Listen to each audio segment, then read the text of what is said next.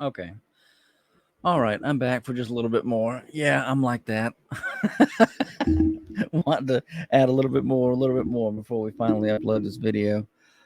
Uh, Let me see. There are two movies I wanted to give some more closing thoughts on. Let's just go with Aquaman first.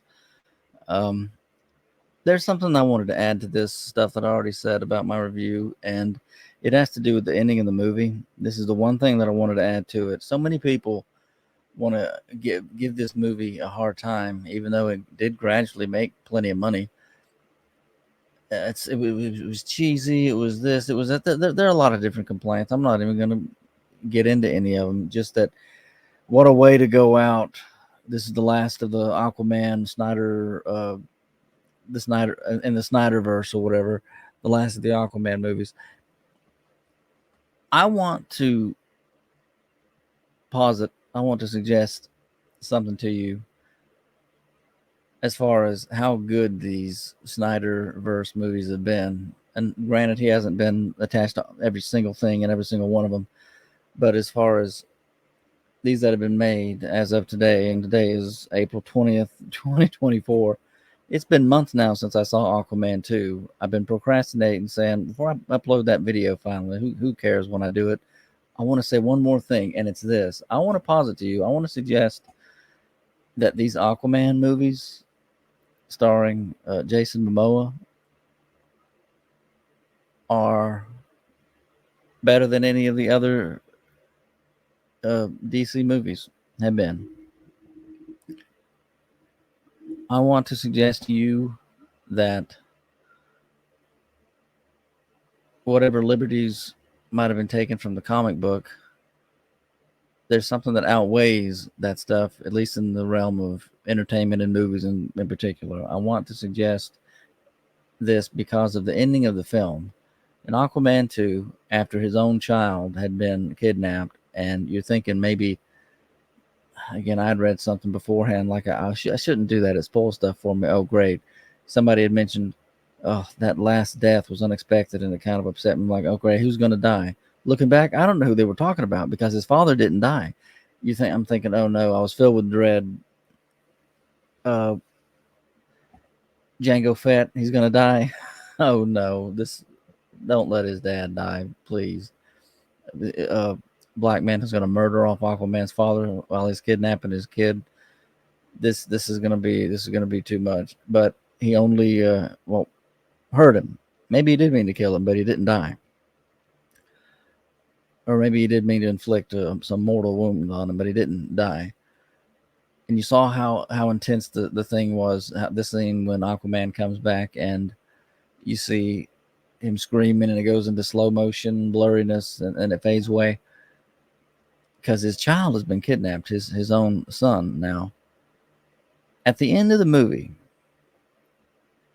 when he beats Black Manta and Black Manta's at his mercy, he's down in this hole, and it's a little bit of a full circle closure from the first movie as far as how Aquaman had said something like, "You killed innocent people. Ask the sea for mercy," or something like that. It was a pretty good line. And in the moment, you're thinking, yeah, that's right. Forget them. Look at what they did. Look at who they are. Forget them. Get out of there. Let them fend for themselves. Aquaman and that is Black Manta and his father, who died. When I said, this can't be happening. I was like, really? He's doing this? When he puts his hand down there and he offers to get Black Manta out of that hole and save him so that he doesn't fall to his death, because at least the way it's set up, like, this is going to be the end of Black Manta this time. Like, there's no coming back from this one. And he reaches his hand down there and he's like offering him to give him his hand. No words, just he's offering to give him his hand this time. And I didn't like the angle of the way they filmed it. You see Black Manta and he says, "Never." Like, never, I'll never accept. And then he lets him fall. He lets himself fall, and you see him. He falls and falls, and you know he's gone. Black Manta is no more. He's dead. And then Aquaman retracts his arm. He recovers himself. He walks away, and I'm just sitting there thinking, wow, wow.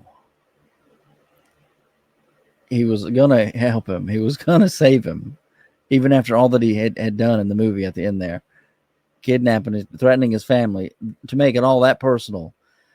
And I want to say it's going back to the first film, how he didn't help him when, even though Black Manta and his father, complete villains, they had murdered people, trying to steal everything and kill people and take over the world.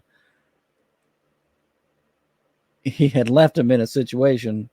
He could have helped him. He chose not to. This time, even after all they had done to him, I'm like, this is better than anything I've seen. It is, what's the word? It's supremely better than anything I've ever witnessed in any of these other DC films. And now I say that with this caveat: I have not seen the Batman movie with what is his name, Robertson.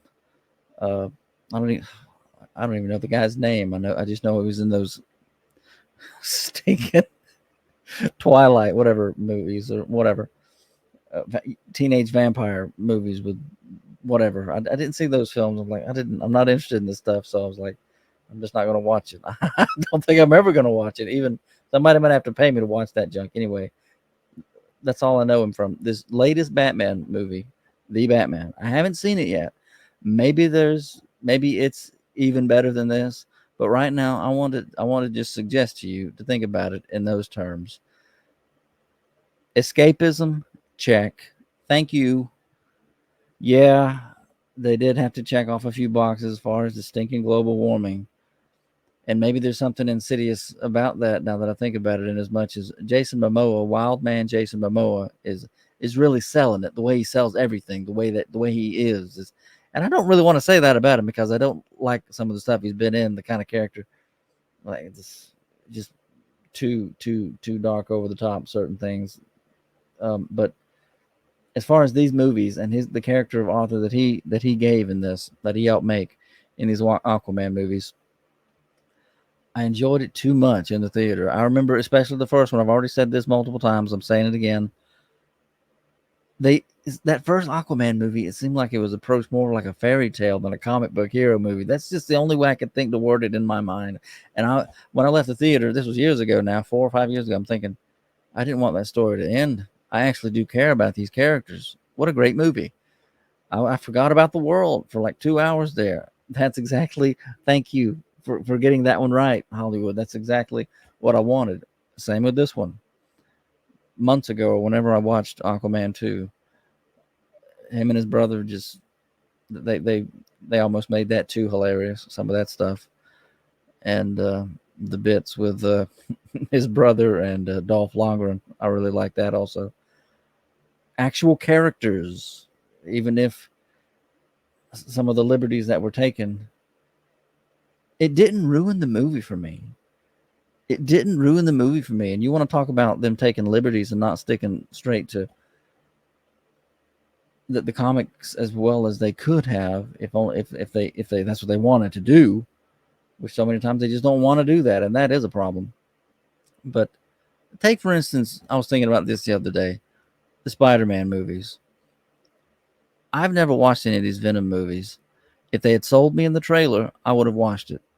But when I see from the clips I've seen on YouTube, not watching the whole movie or anything, putting it all together, no, for free, like a bum, like a jerk, but just a couple of things that I've watched, little promotional whatnots, and a couple of things people post in shorts or whatever. I'm not even interested in Venom as a character, and I thought that I would have been. People rip Spider-Man 3 apart because of mostly what they did to the character of Venom in particular. I'm here to tell you, this super tall Venom that I see in these movies, I didn't watch them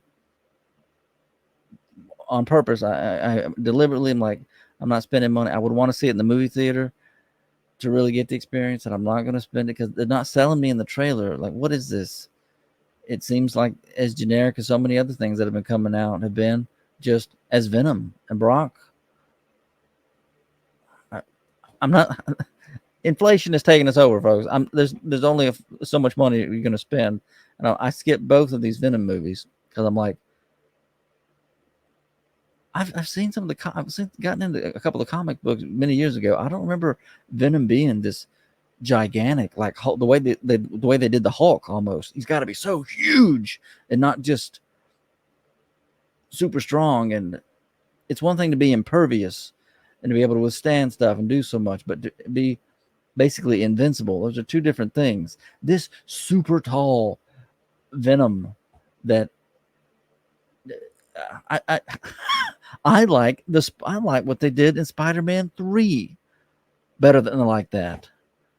I kid you not. And say what you will, it's like I actually like Spider-Man 3 and what consistency that Sam Raimi did bring to that trilogy more so than this super tall, super invincible character. That's not interesting to me. I want somebody who can be hurt, who is interesting. Maybe I'm wrong. Maybe if I actually watch those movies, I would like them. But I'm just saying, from what they give you to go on as far as a movie, this is a movie. When you take something from a book or a comic book and you make it into a movie, it's going to be somewhat different in order to deliver it. But it's like they're not selling me on what I'm seeing. It's just a blur. It's just a blur. Spider-Man 3 at least slowed down with that stuff, even if people hated what they did. Like, I like that better than I like what they did making him this. Anyway, enough about the Spider-Man stuff. That's just a side tangent from what I was thinking about from these Aquaman movies. As far as people, they want the epicness that they want from their books that they love, and that's only right that you want your stories from your comic books that you love. I'm speaking mainly in terms of movie entertainment. These movies, these Aquaman movies, to me, are better than the Justice League, the Man of Steel, Batman v Superman, especially. Ugh. Again, it's all hit and miss. There are little things that you like in it, but at the same time, I could just go on a rant, a Jack Snyder rant about why those movies were where they were. Never got into the Suicide Squad. I'm not even interested in that because it's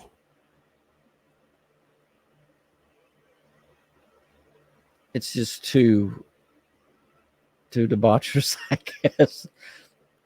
Maybe I give them a watch one day, maybe the first one. I don't know. It's sometimes you just think you're going to end up polluting your mind too much to get into some of this stuff, making the villains into quasi good guys. I'm not interested in going there. And the Joker, ugh, I haven't watched that one. I'm like,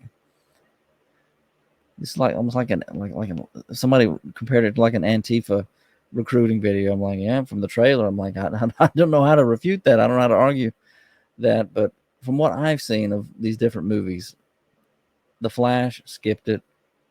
I let other people rant about that. I get more entertainment from my guys who rant in their YouTube videos about how horrible these movies are than I am from actually watching movies like The Flash after I heard what they did to Michael Keaton's Batman.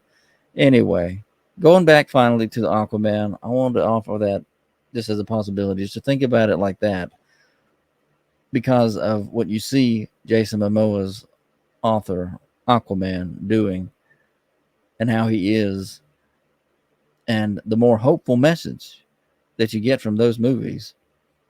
It's much more entertaining to me, much better movies, in my opinion, than this other junk has been. Maybe they'll do better movies in the future. And again, I say that having not seen the Batman movie yet. I am going to watch the Batman.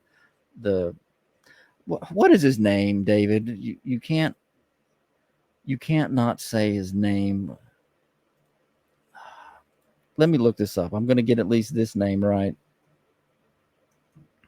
It's Robinson something. 2022. Robert Pattinson. Yeah, with Joey Kravitz, Paul Dano, Colin Farrell, Jeffrey Wright, Andy Serkis is in there. Alfred. Oh, he's Alfred. Oh, I didn't even know that. I got to watch that movie one day. Maybe it'll blow me away, and I'll say, okay, this is the best one of these movies. But I just wanted to offer it to you that the Aquaman movies, there's there's something superior about whatever message you glean from these movies than any of this other junk. And I just wanted to leave it at that, and say I'm finally done with this review. Thank you so much. If you listen to all this junk, I appreciate it so much. And take care. We'll see you in the next video.